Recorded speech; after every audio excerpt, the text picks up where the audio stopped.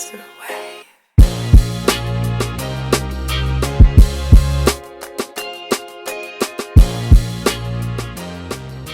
Hi, y'all. Welcome back to another episode of Seek J.O.Y. As you can see, we are back in the building, and we also got a fan on us, and we're in shorts, and you're going to see my pasty legs because it's finally sunny at 75, and I'm so excited about it. So David's finally back in the 614, so that's why we're here, and I found some really dope guests that I'm going to introduce in a second.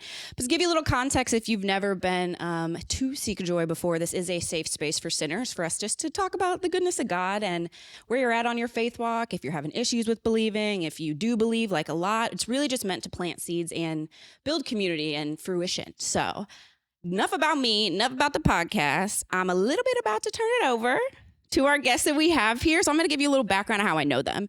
So again, God be goddin'. He answered a prayer where I was like, fam, I really need more guests. Like I need help of finding people that are really comfortable in a space of talking about how they've come to know you, how you've worked through them in their lives, and like just the beauty of relationship and mercy and truth and grace and all the things. So I have here with me Emilee and Charlie. So how I know them is I don't really know them. I just kind of y'all know this is how it goes every time. Most of these episodes, y'all, like I don't really be knowing people like super deep. And like that's where it gets fun because then it's like, okay, cool. I'm learning while they're learning.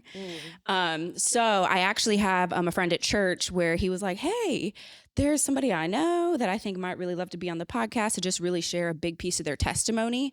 And I am also very confident from what they've shared with me that it's gonna rock a lot of worlds in the most beautiful way of being like, oh, like God can really be like that for real. So I'm about to pass the mic over to Emilee and Charlie. Welcome into the building. Hey, my name is Charlie.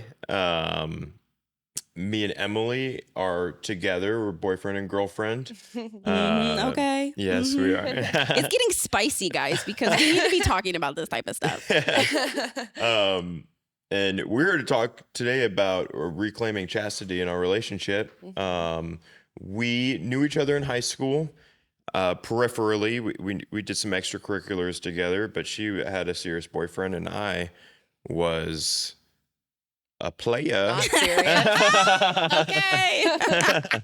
And Amen. but we reconnected 3.5 years ago. Yep. Yeah, 3.5 years ago. How old are you guys now? I'm 26. Okay. I'm Cool. 25. Got you. Nice. Almost 26 in a few weeks. Yes. Happy almost birthday. Happy birthday, Emilee. We reconnected over Instagram right after I had moved out to Colorado, and we started a relationship quickly. We were both away from the faith at the time, and she moved out to Colorado with a swiftness, and With the swiftness. do you want to say anything, or do you want me to keep going? You can keep going. I can keep going. So and I remember saying to one of my best friends out there, Gabe, if you see this, I haven't talked to you in a while, but I hope you're doing well. And we're happy that you're here. Oh, yeah. I remember telling Gabe about a few days after talking to Emilee, I think I'm going to marry this lady. And he thought I was crazy, and I was crazy, and I kind of am. Both of us are a little crazy. Yeah. We had a lot of passion for each other right off the bat, but Yeah, we immediately got along really well as friends. And I think I was hesitant about starting a relationship because I wasn't sure about like where you were at and what you were up to. But I was up to a lot of crazy things at the the time. stakes were raised, and suddenly I was like, okay, I do want a relationship with you. And then it was, okay, we were like 2,000 miles away from each other. You were in Ohio. He was Yeah. in Colorado. Okay. And so that kind of like pushed us to move faster, I think. Right. And Because we had these strong feelings for each other, but we were so far away. And so I quickly moved to be with you. Right. We moved right. in together. Yes, and in the midst of both of us have struggled with addictions of different kinds. I was in the middle of a relapse with like the hard stuff, and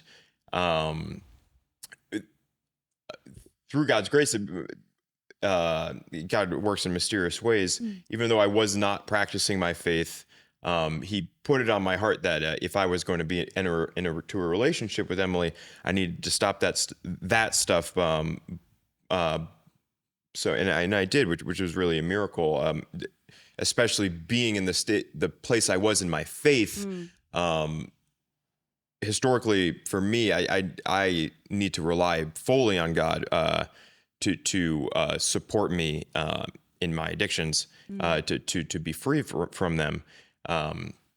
And so Emilee moved out. I cleaned up a little bit, and But we were still smoking partying. a lot of pot. We were So okay, wait. So you guys lived together. You moved yes, to Colorado. and immediately moved in with me. Immediately moved in. Yes. And then God just randomly was like, "Hey, fam, Well, you need to." but before she was moving out there, I hadn't not been in a relationship for many years because of my addictions. I'd been in lots of casual sexual relationships, but Yeah.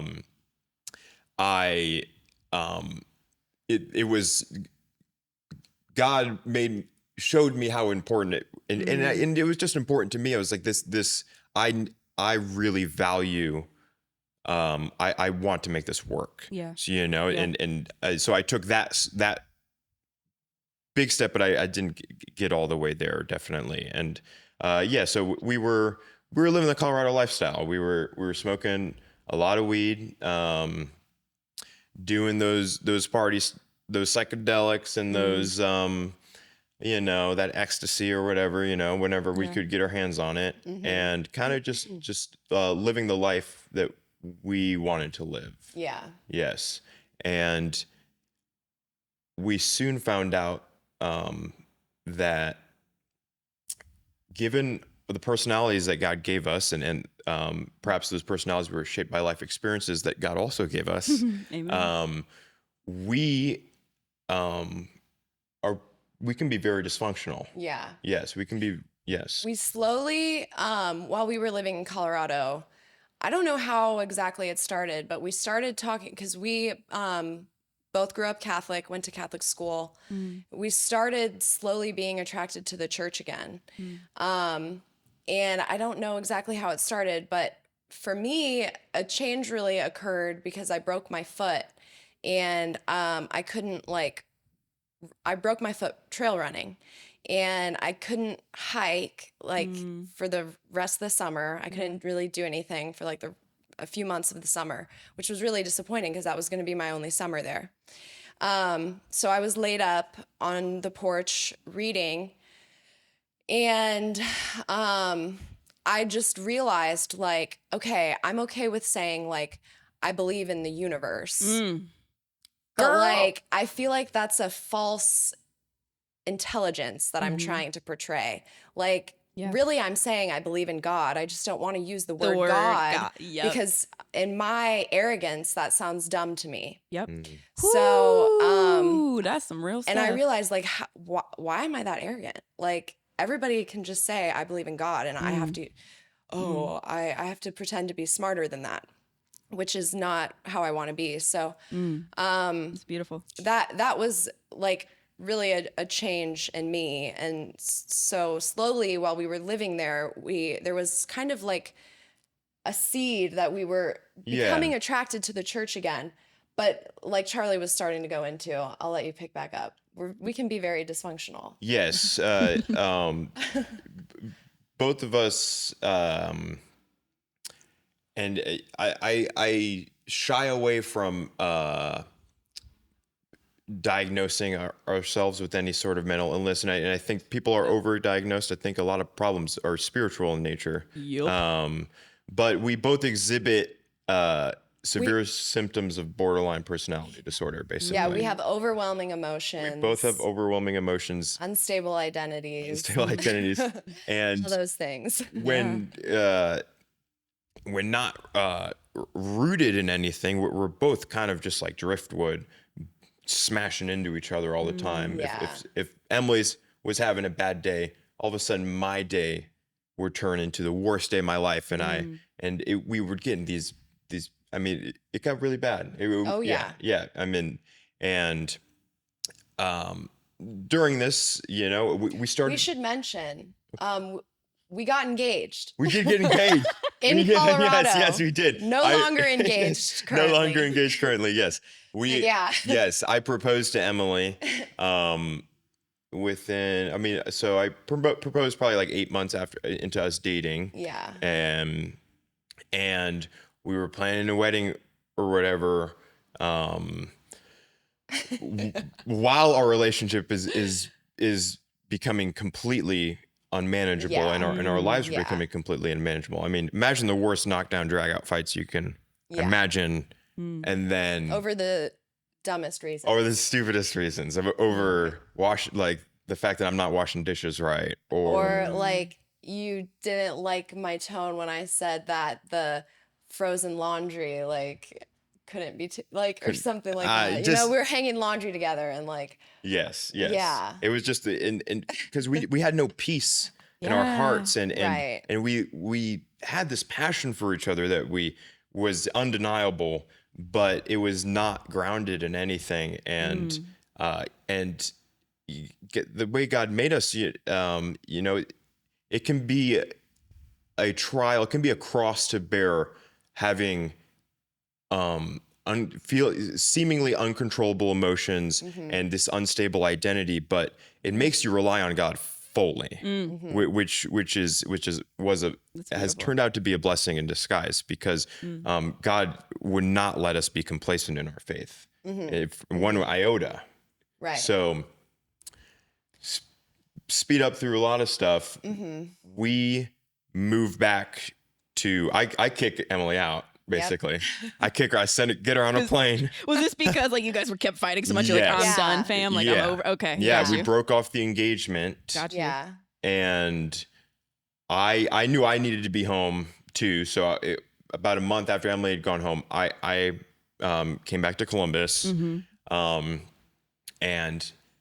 I was relationships over. We're done. A month into me getting back, we're dating again.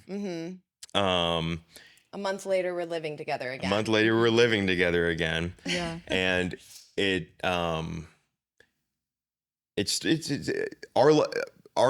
my life, I'll speak for myself, but I believe Emilee's life too, it's been characterized by, it kind of looks like a roller coaster. You have these intense highs of us, and individually, myself, like coming back from Colorado, I get really back into my faith, and then I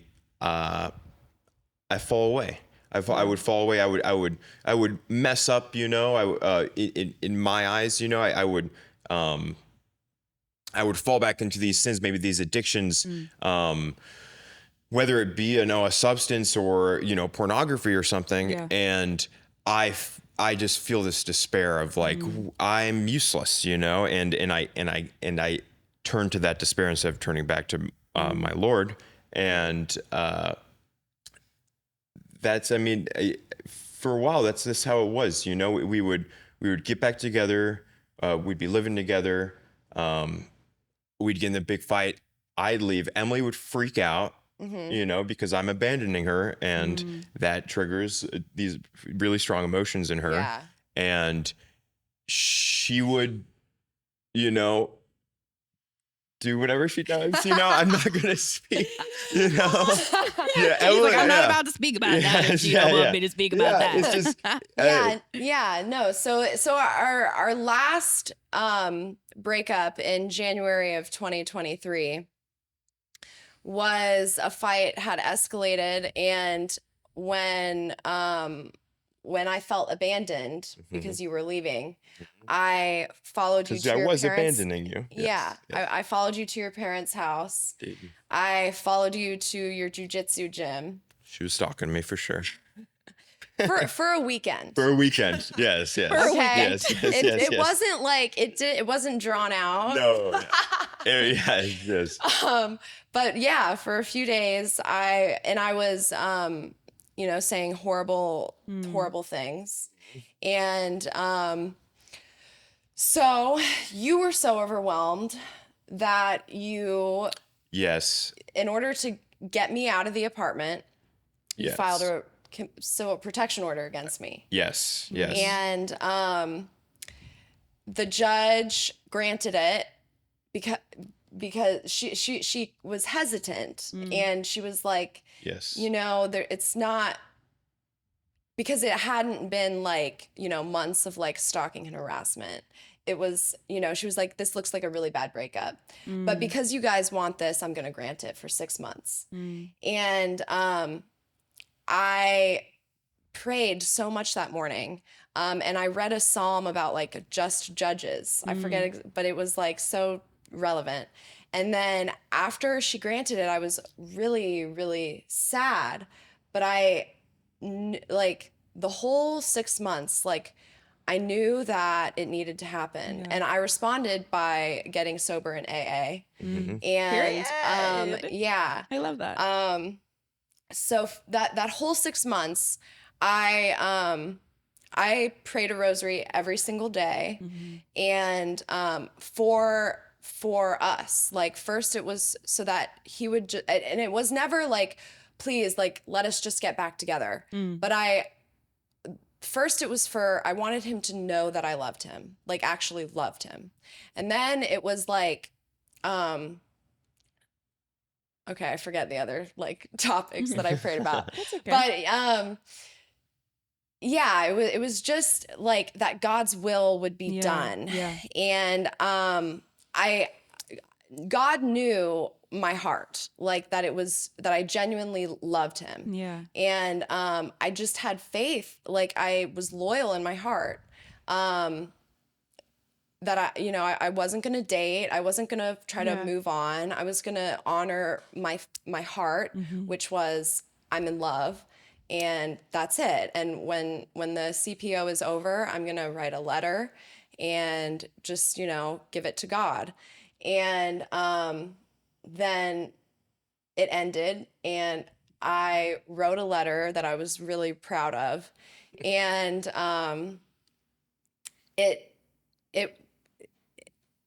it was hard at first. Yeah. I think you were hesitant. Yes. So during that protection order, I had, one of my strong reversions to the faith. Yeah, me too. Yes. And focused a lot on work, which was good for me at the time. I went on a service trip and met my business partner now, we're flipping a house together. And so I was concentrated a lot on that, and I wasn't dating or anything, and was I guess I didn't know what to do with my love for you, because in my experience with it was just always so toxic. I knew I loved you, but I didn't know. I knew that I in practice had not been loving you. Right. That's good. Yeah, me too. Because love is an action. Yes, I say that all the yes, time. it is. Yeah, And a choice. it's a choice. It's Yeah. you have to make this choice. Yeah. And so Emilee, we started talking again after the protection order was over. And I'll say this because I hadn't been dating anybody or whatever. I'd been trying my hardest. I to not, You can say call it, this is masturbate pornography, Amen. Okay. I was just because we talk about the truth here, fam. Right. Okay. because that's something, I know, I don't know I know maybe 5 guys in my life, my age, who haven't struggled with that because they weren't exposed to it as You know children. that many? Maybe, and they might be liars. So, yeah. So, But that's real. yeah. That's a real thing. Yeah. Oh, it's And it can consume it you. consumes you. Well, it takes this Yeah, and I've beautiful, struggled with it beautiful too. gift. Mhm. Yeah. I think it's more and more common with women nowadays Yes, too, because I it's agree. everywhere. Right. So have I. Right. Yeah. Absolutely. Yeah. Yeah. Because And- our culture is very sexualized. Very Yeah. sexualized, Yeah. and it takes this beautiful gift, this image of God, this sexual union between a man and a woman that creates actual life, which is a mystery I contemplate all the time. I can't, my sister just had her first kid, and it's this child came from the sexual union between a man and a woman, and pornography takes that and just crumples it up and destroys it, and it turns it into an addiction for me, a release. It gives me it programs me to take pleasure in other people degrading themselves, and then I degrade myself, and it's just a whole. I was going to use a term. I was gonna say it turns into a big circle jerk of depravity and death. So anyways, Emilee's I'm struggling with lust still and all that stuff. Emilee comes to me, and expresses, her feelings for me, and I can't control my passions. I decide I want to have sex with her again. And I make, and I initiate that, and we start having sex again, and it's and we enter into, basically, we take our wills back, and God shows us exactly what happens when we take our wills back. Which is the same pattern. Which is the exact same pattern. We cannot get over ourselves. We cannot look beyond ourselves. We can't look beyond this flesh. And because your flesh is like, please, and your spirit is like, right. Yep. And we talked about we did. We went to mass together one night, and I forget what the homily or like the sermon was, but it definitely called chastity to mind for me. And so I brought it up afterwards, and we talked about it, and you were like, it's possible, like wouldn't it be amazing if God could do that for us? Like, that would just be a miracle. And we talked about it, but as it became more real, like, I became terrified, because I think like as a woman, like it's still lustful, but there's like a level of tenderness that like I felt that I would miss without sexual intimacy, security, and so I was crying, and I was really sad and upset about the idea that like I feel that we're called to chastity, but I don't know if I can do it. Like and that's that has been a theme in my spiritual life for a long time. Like, how can God ask me to do this? I can't do it. Like, and so that like has caused me to despair and like, well, I'm not worthy of God's mercy because I can't accept it. And so it was scary when we first talked about it. Yeah, but I think the seed was planted, and God started working in us. And so in, I would say, January of this year, I don't know, end of January, February, End of February, God basically smacked me around a bit, and because With love. Yes, because I have all these, I had started smoking pot again and stuff, and you know, it always starts out, you think, oh, like maybe I'm just going to do it. But for me, and it just snowballs into all these other, very self-destructive coping skills that I've had. So when I feel these overwhelming emotions, I turn to with sex or in disordered sex, you know, and at times like unfaithfulness, you know, and I realized, and it wasn't me realizing it, just God showed me like, you say that you love Emilee, but you do these things to her and to yourself. And if you actually love her, you need to commit. Just like you have to stop doing this to her. You're hurting her. You say you love her and you hurt her. You use her body and you anyways. Yeah. So yeah. And there was that fear because I was afraid, you know, that Emilee we wouldn't be able to do it. And I knew, I was like, I made the commitment, so I'm going to stop having sex. And I put it in God's hands. Like, if you, whatever comes of this, I know it will be good. Period. Because I'm following your will. Period. So it doesn't matter if Emilee and I end up breaking up and moving on from each other. It'll suck. But it's your will. Yep. Yeah. And yep. I also, in this, time I had, God put it on me that I had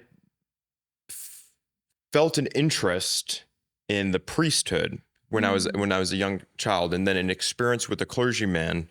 I wasn't molested, but there's something similar to that. Really like put a lot of fear in me about that thought, and I never resolved that. I never discerned it fully. I never resolved that kind of inkling. Well, maybe God, and we're both Catholic, that, you know, that is that's in the Catholic faith, that is it's a different, most of the time you can't have both. You can't be married. There are some Catholic priests who are married, but they were married. They were a different, say they were Episcopalian or Anglican married. They decided to convert to Catholicism. Okay. That's allowed. And so it's anyways. So, but I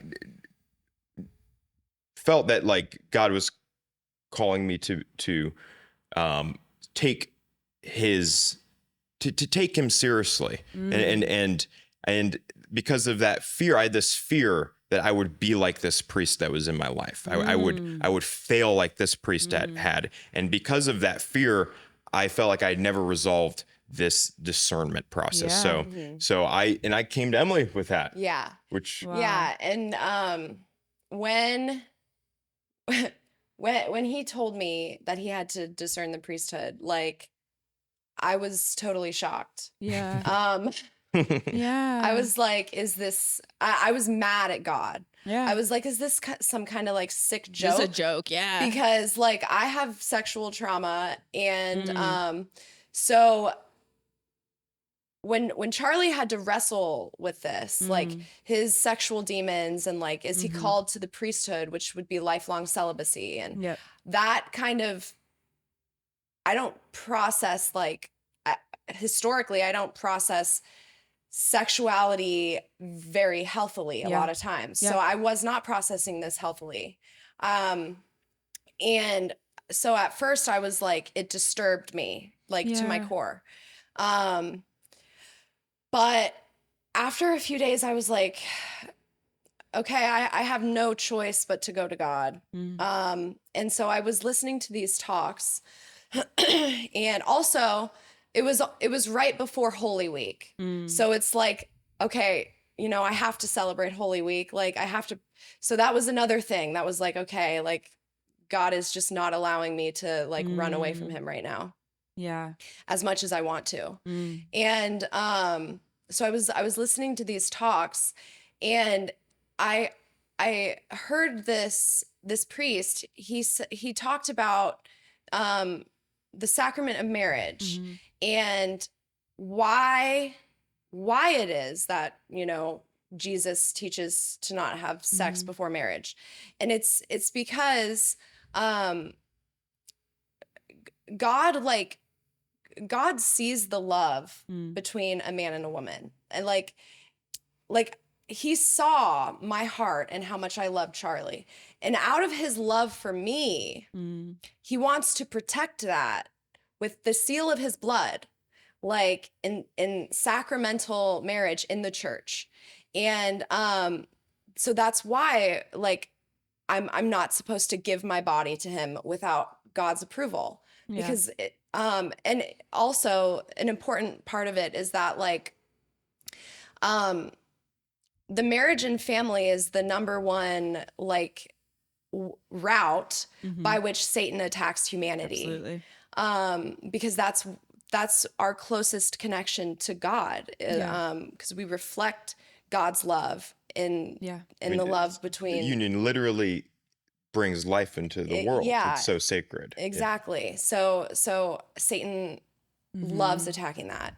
And that's why God's protection is so important. Yeah. And it just clicked with me, like, okay, I feel like Satan has been attacking us, and Jesus is simply saying, like, let me protect you, instead of allowing Satan to just attack you, like, unfettered. Yeah. And it suddenly, like, because I've always, you know, been taught to not have sex before marriage, and this is why, because you're made in God's image and your body is a temple and all of these, like, logical things. Yeah.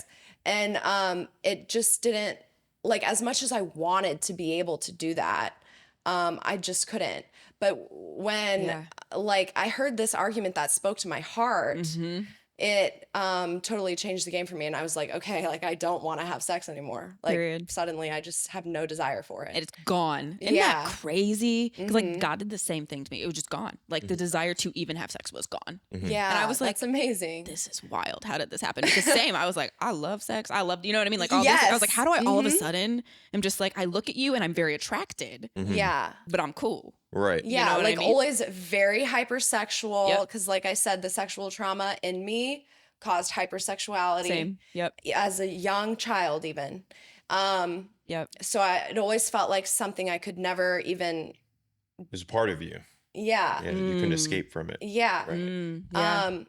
But yeah, that teaching just, like, broke through all of that. Right. And suddenly I was able to just really, really respect and not question, like, beautiful, your desire to be celibate at all. Right. Right. And so us being chaste, or in you know, gave me the space to actually discern this desire, this call to holiness that, you know, God is calling me to holiness, but I didn't know what path he wanted me to take. Yeah. And it gave me the space to unpack this trauma, this warped relationship I had with the clergy, and to go to God with it, and have him reveal to me that, like,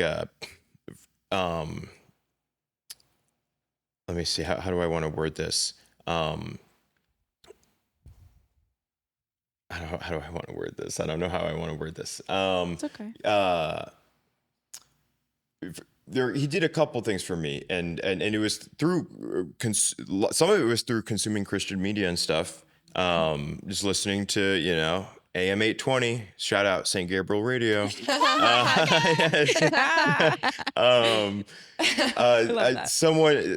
was a priest on there talking about how the church teaches a universal priesthood. There's a difference between the sacrament of orders, which is like the ordination into the priesthood, but every person is called to be a priest, and specifically a husband and the father in the home is the priest of the family. Because I felt I had asked God, like, do you want me to be a priest? And every time I said that, he said yes. And I was like, so what does that mean? But what does that mean? Because your brain's like, oh, it means this. And God's like, no. Right.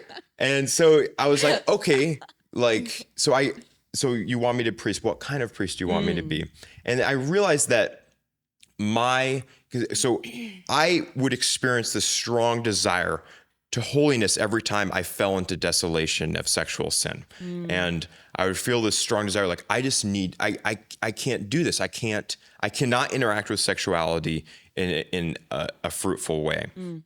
And God showed me that my desire to be a priest was out of fear of his plans for me.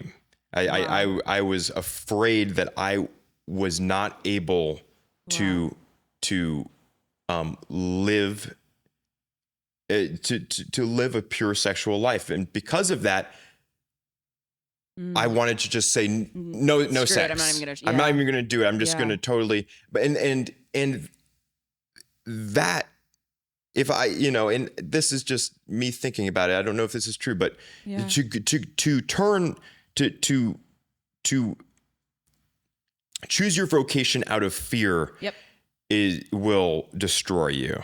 And I have a feeling that if I had turned to a priestly vocation out of fear, out of a disintegration with this beautiful gift that God has given us, sexuality, that I would have stayed in desolation and might have become a lot like the priest that so harmed me. And but this was all happening like it's so amazing how God worked so quickly and so swiftly, because he knew I needed it. Okay. Like sometimes he'll take his time because he knows you need to sit with something. But he was like, he just said, bam, bam, bam. This is the direction I want you to go. And it was like God gave us the grace to be chaste in the most, for me, unexpected possible way. Like that made me mad at first, but then, right. And so we've been chaste for, what is it, 3.5 months now? Yeah. So almost 4 months. Not that long. Not that long. But hey, come on now, going from having sex, like knowing what it's like with your person, to then literally I'm in the same literal boat. I was like, we have to stop. We have to stop. And he's like, oh. And I'm like, we have to stop. Right. And it's hard because you're like, I want to. I don't want to. Right. Right. Woo. So I'm giving you a celebratory woo because that's a long time. I'm going to give this round of applause too, good. because it is literally a miracle. It's literally a miracle. And it's something I've desired in my heart for so long, but because of this fear, it's like God calls Peter to him on the water. Period. Yes, he does.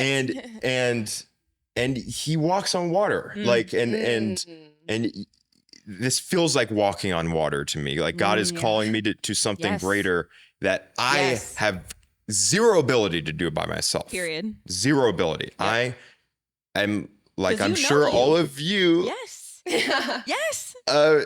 You can't do it by yourself. Stop thinking that you can. Yeah. It's like, it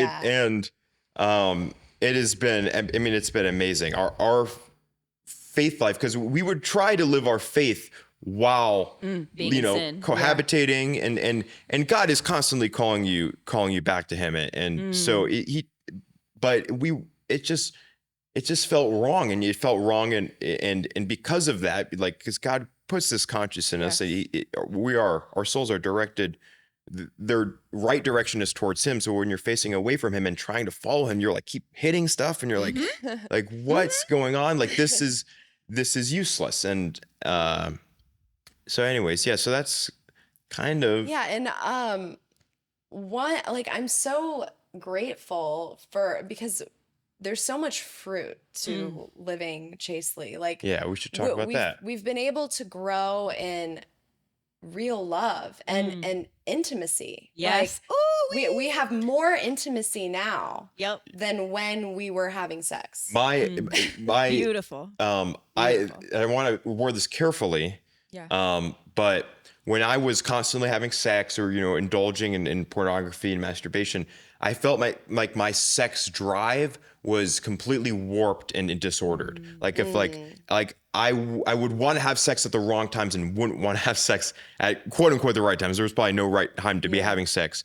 But I had this fear that because I damaged my sexuality so much that it was unable to be restored, and to turn towards celibacy, or like I would just be like tormented by sexual desire, or I would I would have this weird idea that if I stopped having sex, then I would never get a boner again. It was just like this. But ain't that it's like this weird anxiety that Satan was telling me. He's like, you'll never be able to have sex again if you stop having sex. And it's just it's just, and my sexual so weird. My sexual desire has been purified, but also it's like I feel like a healthy sexual desire now. That's and it's been restored so quickly. Like I look at Emilee and before we would be together and I would be like I would just be selfish about it. I don't want this right now. Or and kissing, I can't, before kissing became it wasn't even something I wanted. It wasn't something that turned me on. It wasn't something that excited me. And now we have to stop ourselves from making out too much. We do. We have to be okay, we're getting a little too into this right now.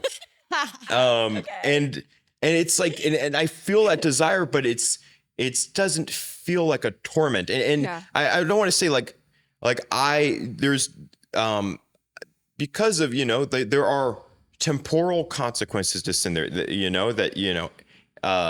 there are some scars that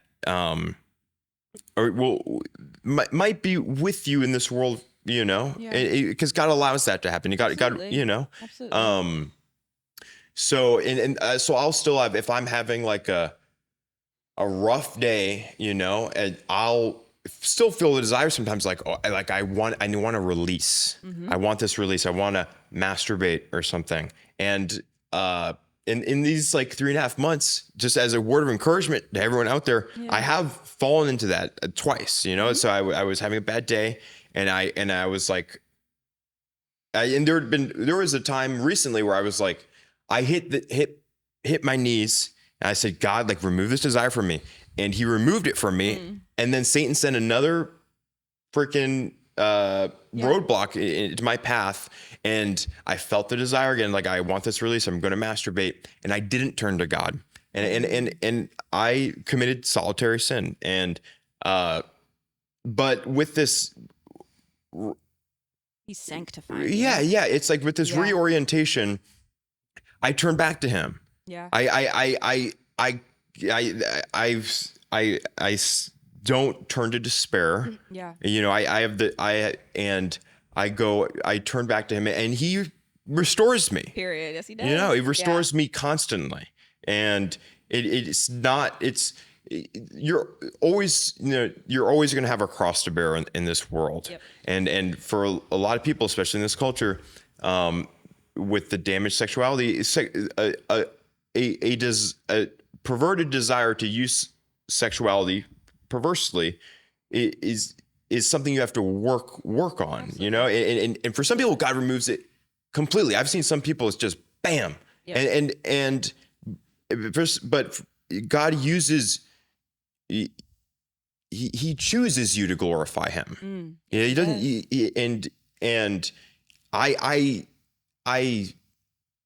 I see like now the glory I give God when I fall and I turn back to Him, and it is it's such a blessing to be able to do that now. Yeah. So Yeah, we've talked about like innocence being restored, and you were kind of talking about it with like, the kissing and stuff. yeah. And it has amazed me. Like, I feel like I did in my first little high school relationship where, him and I did end up having sex, but the first 2.5 years of our relationship, we weren't.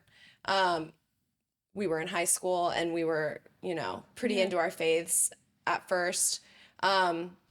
So we weren't having sex at first.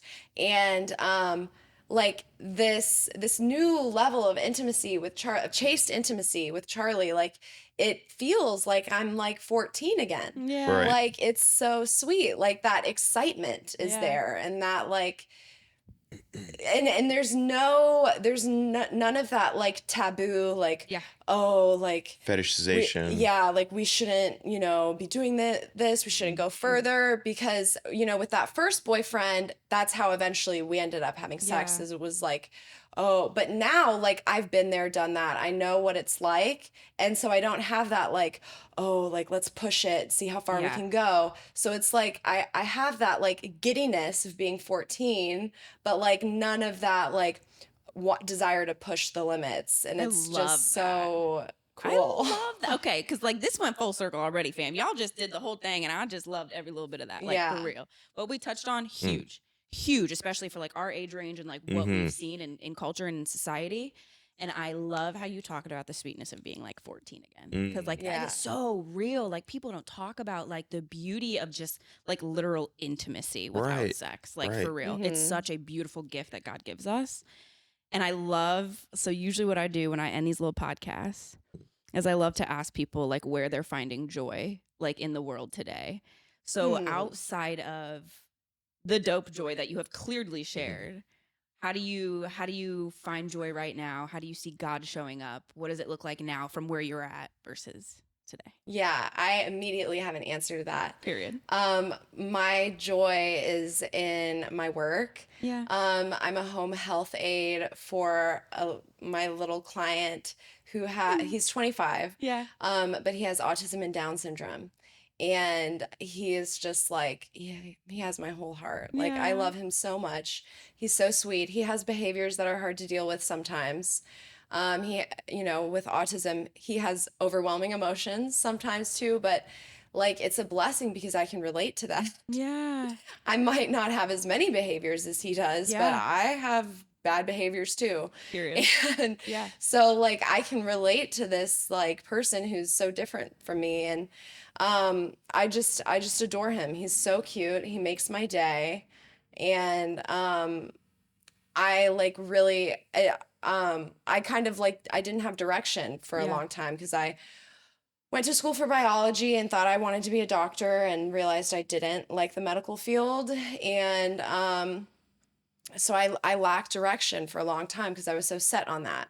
And then God just kind of like led me into this job, and it doesn't feel like work. I'm so thankful for it. I love it. That's the best. Charlie, you got anything? Yeah, I find joy in my prayer life now in a way that I have not Before. Experienced, especially in this stage of my life. I start my day with prayer, I end my day with prayer. I turn to God constantly throughout the day, and it gives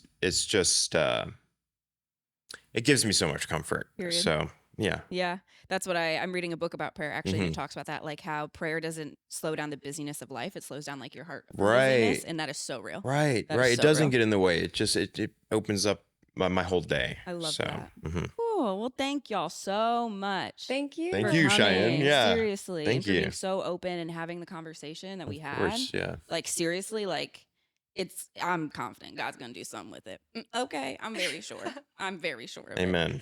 So for real, Amen. thank you again. I'm hopeful you'll come back again sometime in the future so we can talk about Do an like, update. again, Yeah. You know what I mean? Yeah, Whenever you definitely. think. Yeah. I'll reach out to y'all. Don't you worry. I'll be reaching out. I Yes, promise yeah. Well, thank y'all so much for tuning in to another episode of Seek Joy. I hope you felt good about it. I hope you felt the presence of God. I hope you felt connected. If you feel so called, fam, please check us out. YouTube, Apple, Spotify, subscribe, like, share, invite a friend, tell a friend to be a guest. You should be a guest. Whatever you feel so called to do and the Holy Spirit puts on your little heart. Please reach out to me. I am a safe person. If you need anything, if you need prayer, if you're not sure how to navigate through something, let me know. But we will definitely be having Emilee and Charlie back. And I hope to see you back as well. Take care, y'all. So